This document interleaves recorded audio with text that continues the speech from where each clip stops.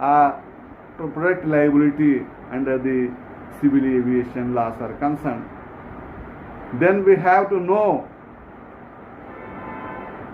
where we have to institute the lawsuits or cases. Where, for that, the international law, aviation law clearly provides that where the aircraft is manufactured in that home country, a suit can be filed. Suppose Boeing is manufactured in the United States, because it is manufactured there, then the passenger dependents can file cases in the United States, or the country where the accident has happened, there also we can file the cases,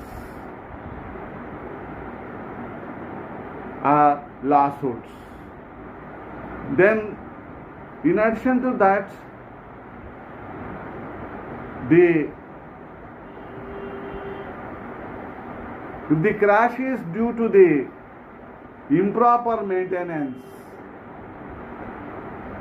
third parties have not at all bothered to maintain it. In such scenario, that place also where the third party are there, then the case can be filed.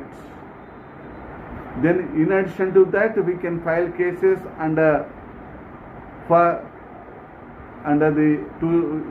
against the airport authorities.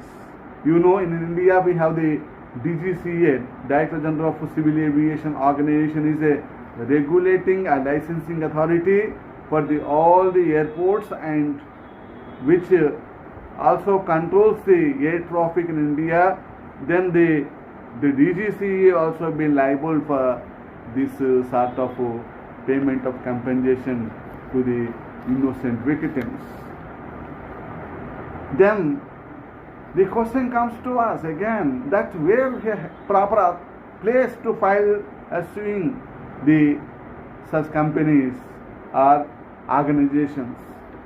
For that, the international civil aviation law clearly provides that the victims' families, they can file cases in India, because the incident has happened within the territory of India, that is specifically in the Ahmedabad,